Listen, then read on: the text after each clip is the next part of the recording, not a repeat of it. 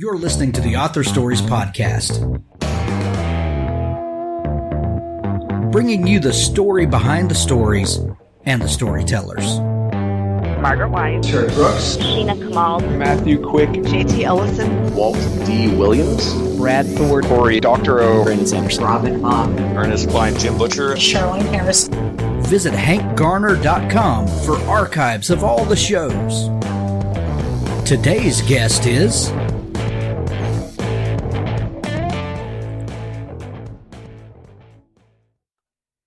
Well, thanks for joining me again for the Author Stories Podcast, where I bring you the story behind the stories and the storytellers. I am super excited to have my friend Chanel Cleeton on the show back with me today. It's a summer tradition to have Chanel on to talk about her stories. It's you kind of have a theme developing now, Chanel, with these stories about Cuba, South Florida. There's a real vibe about these books that I love. As someone who has grown up on the Gulf Coast, and so I'm very close to Florida, and there's something magical about that state. One, it's a giant state, and from the northern Gulf Coast down to South Florida, what an incredible place, and what a great place to be fodder for stories. So anyway, I love everything you're doing. The new book is fantastic. It's called The Last Train to Key West, and welcome back to the show. Well, thank you so much for having me. I'm thrilled to be here. It does feel like a tradition now that I talk about the new book with you, and I always love coming on the show. So thank you so much. You're so welcome. Let's bring people up to speed just a little bit if they're new listeners and maybe not familiar with your past work. 2 years ago, you had a book, and it kind of kicked off this, this thing that you're building now. Tell people about the first book, how you got your start, and why these stories are so important to you. Sure. So my first historical fiction release was Next Year in Havana. It came out in 2018, and prior to that, I had written romance, but I kind of made the transition to historical fiction with Next Year in Havana. And that book in particular was really special to me because it was inspired by my family. My father and my grandparents came to this country in 1967 as refugees after the Cuban Revolution, and I very much grew up on their stories about Cuba, about their life there, and really just the love that they had for their country and the passion that they had for it. And so when I came up for the idea to write Next Year in Havana, I was really inspired by their stories. There was one in particular about a night that they met in the backyard of their home before they left Havana, when they kind of buried all of their valuables and special mementos that they couldn't take with them when they left the country. And as soon as I heard that story, as a writer, I was just really gripped with what that experience must have been like for them, and really just the kind of strange nature of exile and the fact that they didn't realize how long they were going to be gone. And so they really thought they were preserving something for the day that they could return, not realizing, obviously how long everything would last and that they wouldn't be able to go back in their lifetimes. So that book was really special to me. It was really inspired by my relationship with my grandmother and kind of growing up as that next generation that doesn't have the tangible tie to Cuba, but very much the emotional one. And from there, I really fell in love with writing about the subject and kind of exploring my family's history from a different perspective. I grew up with a very strong foundation on the Cuban Revolution. It was certainly something they talked about, but I didn't have as much knowledge about earlier periods in Cuban history. So with my current book, The Last Train to Key West, I got to dive a bit into 1933, the Cuban Revolution that happened then. And it was just really fascinating to kind of give me a perspective that it wasn't just, 1959 and its aftermath that affected my family, but that there were quite a bit of tumultuous events, throughout Cuba's history in the 20th century.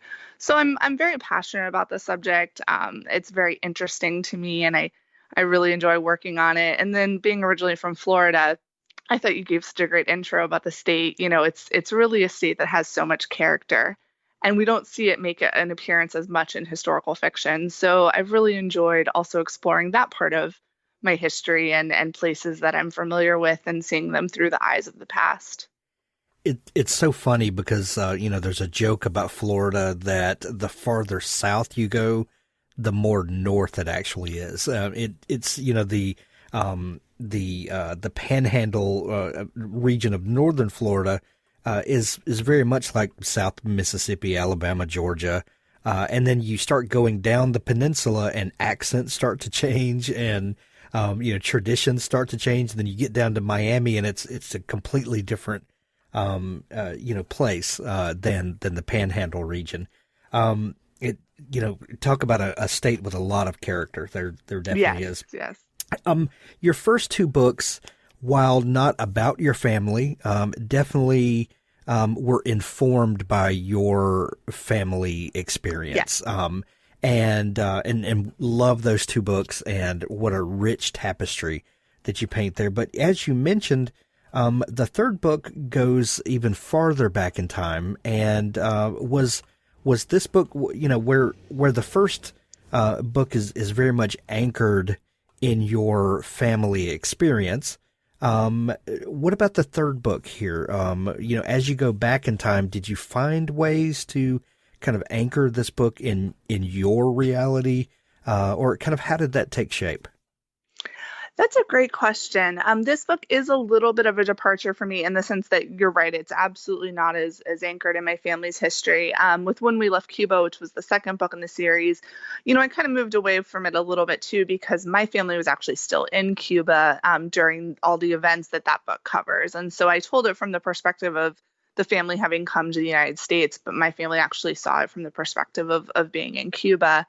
And then with this book, I was really just so drawn to the hurricane and to this story that's really what sparked the interest for me. I actually came up with the idea when I was finishing When We Left Cuba, and it was hurricane season. And I just came across a list of kind of some of the deadliest and most powerful storms that had hit the United States. And when I came across the Labor Day hurricane of 1935, which is the topic of The Last Train to Key West, I was really surprised because being originally from Florida, I had never heard of the storm, and it had such a devastating impact on the region. There were political ramifications with the World War I veterans who were down there building the overseas highway. There were a lot of congressional inquiries. I mean, it was really a big event at the time. And I was just surprised that it was something I was so unfamiliar with. And so that's really what sparked my interest. With writing, I like to look at each day as an adventure. And particularly with historical fiction, because you spend so much time researching and then so much time writing, you really have to be interested and passionate about the subject that you're working on.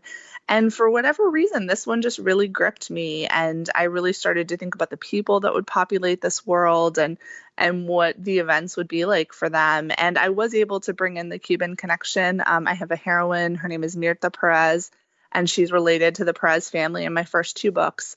So we're just kind of going back in time a little bit with them. And that's really what I envision myself doing going forward, is taking this family that I've sort of fallen in love with and seeing history through their eyes and their perspective, which also enables me, as a Cuban American, to see different parts of Cuban history as well that I'm perhaps less familiar with.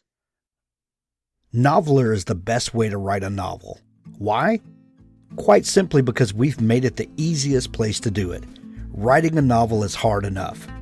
Noveler takes care of all the logistical bits of writing a novel, just leaving that small matter of the words to you.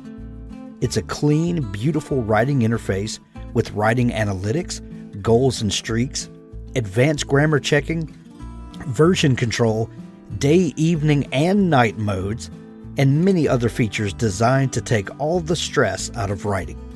Tell us what you need and we'll build it. Together we'll build a better tool. With a design-led approach, all the right tools that you need, Noveler saves all your words constantly, allows you to manage and order your novel easily. It's accessible from any device, desktop or mobile. It syncs to Google Drive and Dropbox. It allows exports in various formats, including ebook and more.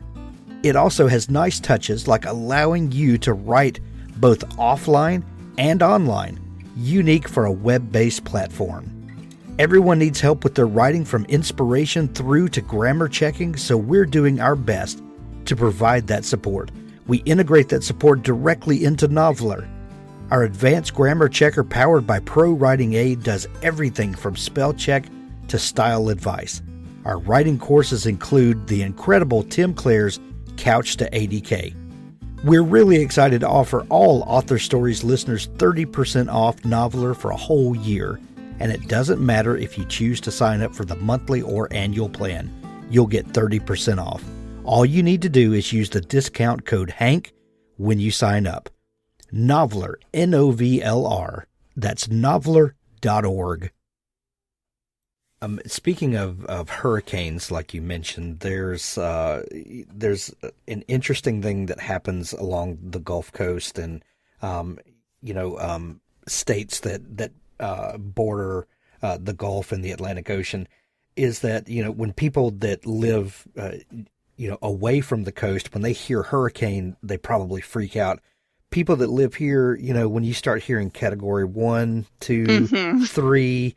That's an excuse for a party. That's when you take a lot of drinks down to the beach and you tie a good one on and blow in the wind. When you start talking about category 4 and 5, people take it a little more seriously. And, most recently, Hurricane Katrina blew through here about 5 years ago. And, we were without power for 3 weeks, and it was insane. But a category 5 is a force to be reckoned with, for sure. What did you find out about this storm, and how did it affect the local people that you could tell? So it was a really interesting, very sobering story. You bring up a really great point about the kind of attitude I think we have in the state of Florida toward hurricanes, because obviously, hurricane season, it's inevitable. You're going to have, the near misses and the storm warnings, and you kind of get almost, I think, inured to it until you have a really big one that hits and impacts where you are. But it's very much just a fact of life that I think a lot of people are used to. So what was interesting for me about this storm was looking at it not from a modern perspective, where we do have those early warnings and we go and get gas and supplies, and you decide, am I going to hunker down or evacuate, and all of those things that normally go into hurricane prep. But instead looking at it from the perspective of the fact that these people really had very little to go on in terms of accurate information on where the hurricane was going to hit, any kind of an early warning system. Really getting information out to people was difficult back then.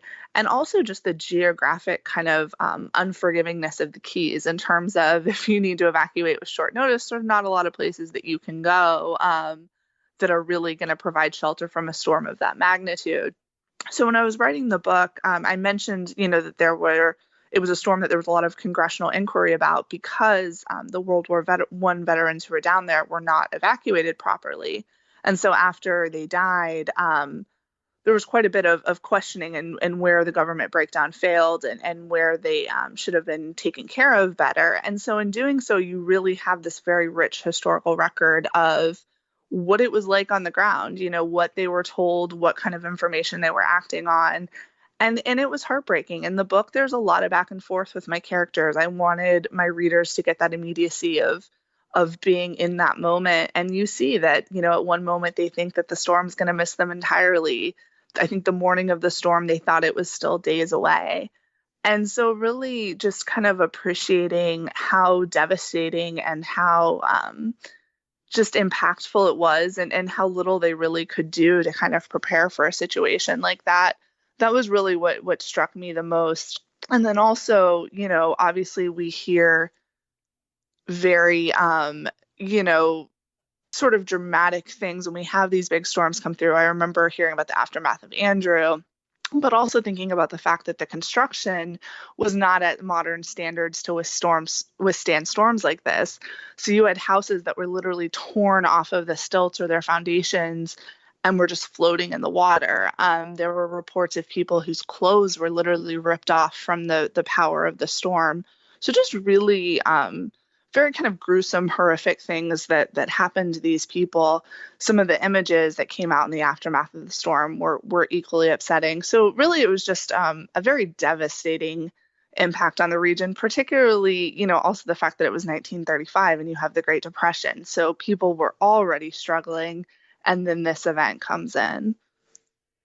One thing that's fascinating about the Keys is the geography of it, and then you mix in a hurricane, and it really is unique in how first how the Keys are kind of they're connected to Florida, but not really. They're islands off that bottom tip of Florida. But yet we all include them in Florida, and then you add a storm to that. But in 1935, what kind of, now there's like an interstate highway that connects, you just drive down to the Keys. And it's like, it kind of connects all of the little land masses there. But in 1935, what was transportation like to those little islands, strung off the tip of Florida? So there were a few different options, and they were kind of all in different stages of completion. So the first off, you had the railroad, which is the railroad that's mentioned in the title, The Last Train to Key West. And basically what that was Henry Flagler, who's, a very famous name in Florida history. He built quite a bit of the state. He had the Florida East Coast Railway, which you could take a train from New York all the way down to Key West. And it was known as the railway that went over the ocean because they had these tracks built over the water. So it connected all of the keys, and they had stations at different points along the way. And then Flagler's intention was once you got to Key West, what you could do is you could take a ferry, and the ferry would take you to Havana. So one of my heroines comes down on the railroad from New York and ends up in Key West. And then I have another heroine, Mirta Perez, who comes up from Havana on her honeymoon, and she takes the ferry up, and they kind of all intersect in Key West. But that was one way to go. They were having actually a really big Labor Day special because it was the Great Depression, and they were trying to kind of drum up tourism for the region. The Keys were hit particularly hard even before the Depression. They had some economic issues. And so it was kind of this effort to revitalize the area. And so there was a special on the fair to try to bring people down for Labor Day weekend. And that's kind of how you ended up with a lot of people down there at the time when the hurricane hit. So that was one popular way that linked the Keys. There were also ferries and then the overseas highway. So the World War I veterans were down there connecting the Keys with the overseas highway, which you can drive down now. And interestingly, if you're down there, you can still see the remnants of the railroad kind of off in the water. What parts weren't destroyed by the storm. But you had the highway that would connect some of the Keys, and then you could take a ferry between Keys as well. So it was not an easy thing to do. And the ferry does stop running pretty early into Labor Day weekend. So people really were cut off in terms of being able to get up and to get around and to move around. So it was not, as easy as what we know today. It was definitely more challenging. And then in the aftermath of the storm, the rescue efforts were definitely hampered because the railroad was cut off. So really the only way you could get down there was by boat to try to evacuate people out and to bring aid in and to deal with the bodies and that sort of thing.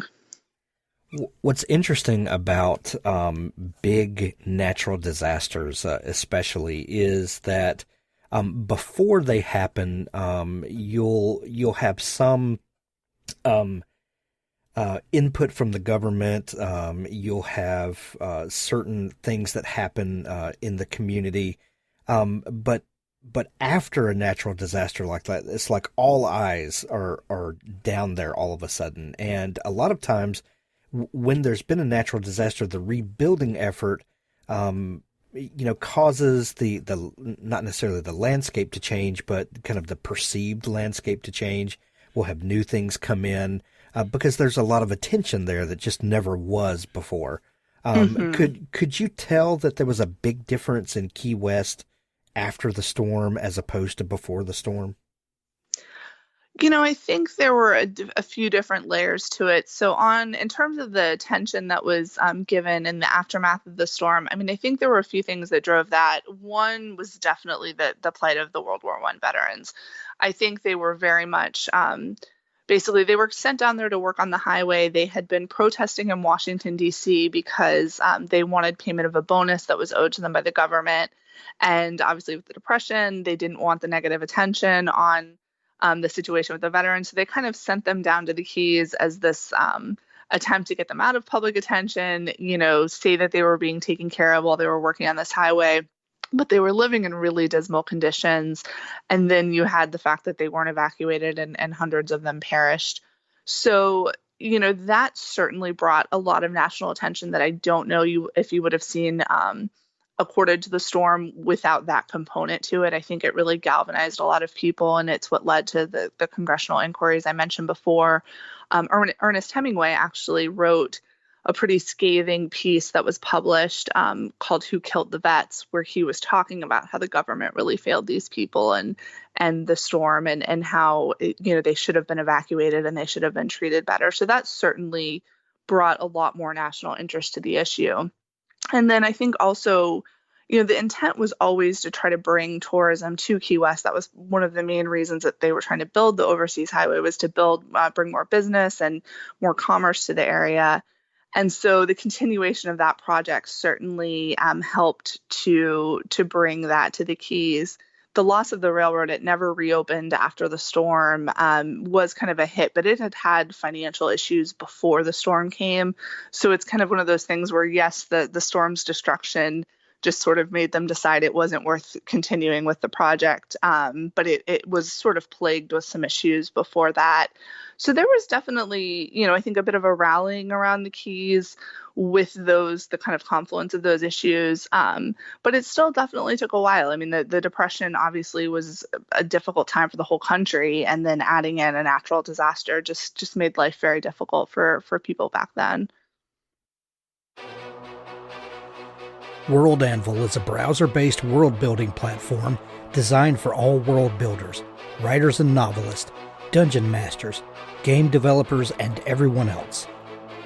World Anvil keeps your world setting safe and organized, helps you find your characters, locations, plots, timelines, and maps quickly and easily as you write. Then, if you choose, you can showcase your amazing world building to the world, beautifully and interactively, to keep your readers engaged. You can even use our professional tier to build your career selling access to behind-the-scenes content your readers will love and growing your community. Build your world setting in any genre with over 25 custom-built world-building templates, complete with prompts to inspire your creativity. Allow your readers to explore the public parts of your world in an innovative new way with interactive maps, timelines, and wiki-style articles. Give special access to co-authors, beta readers, customers, or patrons to see exclusive behind-the-scenes content. There's a free version to get started with all of the major features. Guild membership offers you a host of extra options, including comprehensive privacy settings, co-authors, presentation options, and so much more. Join our community of over 800,000 world builders, including professional authors. Take part in competitions and learn more about world building at this fantastic online community. Use the coupon code HANK to get 20% off all 6 and 12-month subscriptions. WorldAnvil.com. I'm a recent convert, and I know you will be too.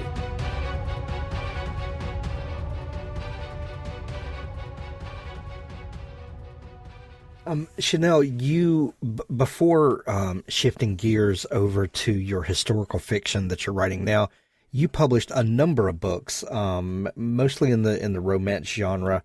How has your creative process changed with the 3 books that you've written here most recently, as opposed to the books that you wrote previous to that?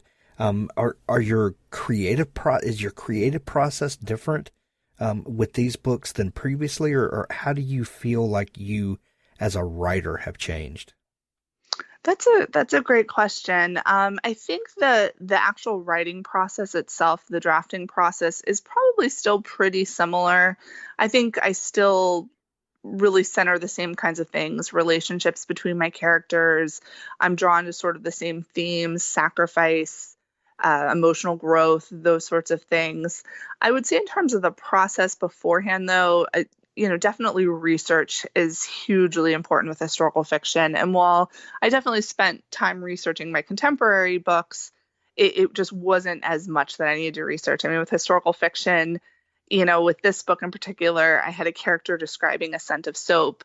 And I realized as I was doing it that I needed to see what soap smelled like during the Depression, because they probably had limited items that they could use. And so what were they using to create those scents, and what would that have been like in a time when you had austerity? And so just little things like that, word choice, trying to make sure the etymology of a word fits the time period that you're using it in. It really is a process where you have to think quite a bit with every sentence to make sure it's historically accurate.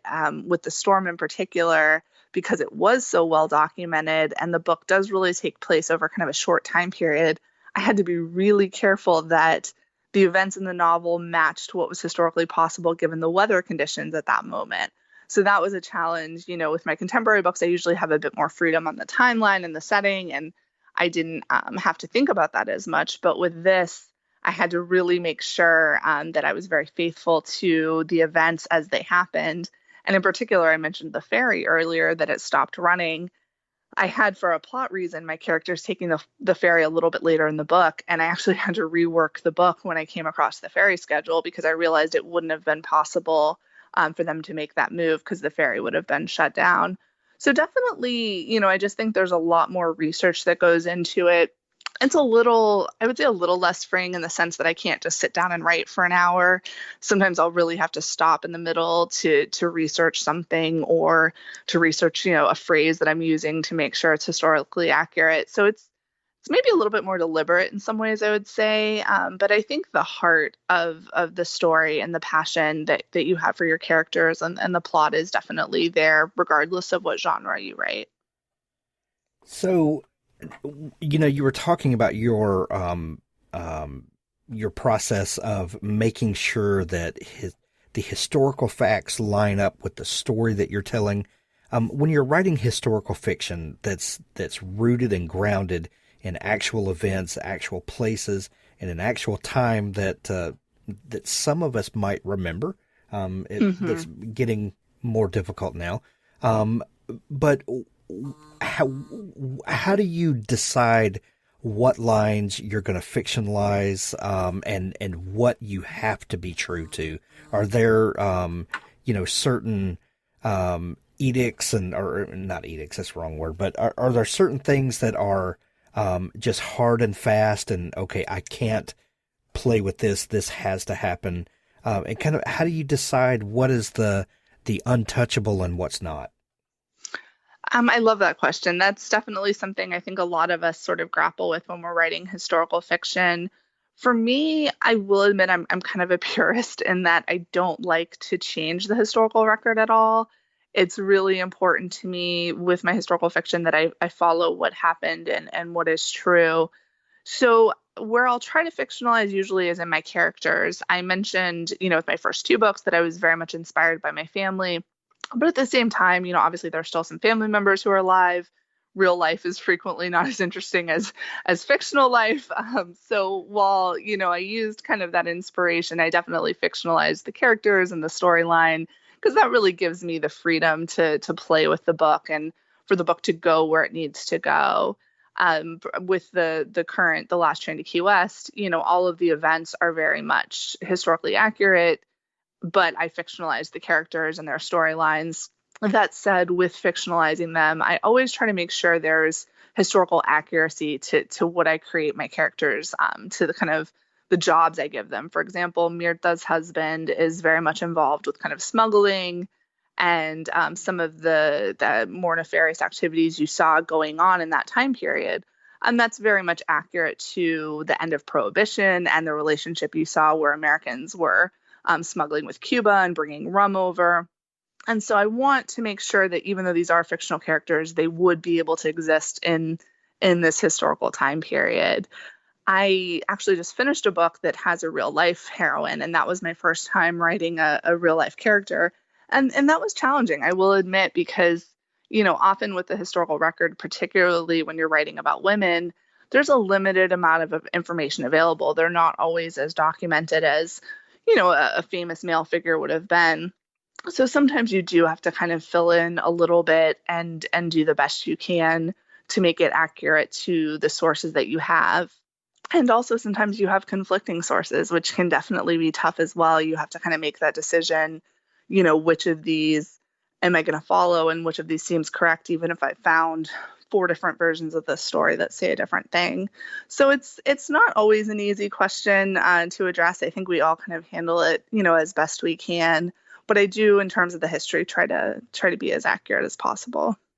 So, you said that you just finished a book, and for those, who maybe are not familiar with the publishing process, especially New York publishing, Yes. this book may, the book we're talking about today, The Last Train to Key West, it has about a 2-year history. You Yes. write it, turn it in, then go through edits, all this kind of stuff, and now we have the book here, but this book has been off your desk for probably about a year now, and you've been working on your next novel, I'm sure. Are you staying in this vein? These past 3 books, you're really building a world here, to kind of borrow from our science fiction and fantasy friends with the world building, although it's the real world, but it's a certain, you have a very certain tone about these books, and you're building a shared world here. Are you continuing in that vein? I am. And it is a great point that you bring up about, the distance between when we finish a book and when it comes out and when we promote it. Because often, I will admit it's a little hard for me sometimes because your head is in 2 other projects. I think I turned the first draft of The Last Train to Key West into my editor in October of 18. So it's been, almost 2 years. And obviously you go back and forth on edits, but it is an interesting experience because often you have 1 or 2 books that you're working on, when you're promoting a book. But yes, I am definitely going to stay in this vein. As I've kind of alluded to, I'm really enjoying following this Perez family through these moments in history. So my next book, which is actually going to be out in May of 2021, it's called The Most Beautiful Girl in Cuba, and it's set during the Spanish-American War and the Gilded Age and the Cuban fight for independence from Spain. And it features 3 heroines. One of them is a real-life Cuban revolutionary. Her name was Evangelina Cisneros, and she was involved in that fight for independence and was falsely imprisoned by the Spanish. And she was just 18, 19 years old when all of this happened. But the New York newspapers, there was currently kind of a battle going between William Randolph Hearst and Joseph Pulitzer for newspaper supremacy, and they got wind of her story. And Hearst very much made her this international celebrity. She was in his paper hundreds of times, and he used her as a rallying cry to try to get the U.S. involved in the war and to get them to fight the Spanish. And he called her the most beautiful girl in Cuba. And so that's kind of where the title comes from. It's a little subversive because her story definitely has a lot of layers to it. There's a lot of politics behind the way she was positioned and the efforts to get the U.S. into the war. But it's really the story of Cuba fighting for their independence, and the Gilded Age is very much, kind of a larger than life time period. So it was a really fascinating book to write. Some very sad things happening in Cuba in that time. So also definitely very heartbreaking. But I have 3 heroines in that one as well. And one of them is a Perez family member. She's also in Cuba, involved in the fight for independence. And it was just interesting to kind of go back to this part of my family's history. My family was in Cuba at the time, but it was something I'd never heard about, really. My grandfather wasn't born that much after those events. So it was kind of interesting to have that, history come to me and to think about what my more distant ancestors were living through. Well, we know one of the shows for May of 21. That's going to be thank you. for sure. Chanel, I love that you're staying with this theme and this world. It has served you well, and better yet, you are serving it well. I love each time a new book comes out in I mean, is it a series? Can we call it that? I think we're maybe headed in that direction. Yes. I love it. The new book is called The Last Train to Key West. There's a link to it in the show notes of this episode. If people are wanting to dig into all the great stuff that you do, where can they connect with you online? I'm on Facebook and Instagram at Chanel Cleeton, and then my website is www.chanelcleeton.com. Excellent. I'll put links to those in the show notes as well, to give people a quick link where they can head on over and see you. Chanel, always a pleasure to chat, and we're going to send everyone to pick up their copy of The Last Train to Key West. Thank you for taking time to come back on the show. Well, thank you so much for having me. This is honestly always one of my favorite interviews, so I love chatting with you, and I really appreciate all of the support.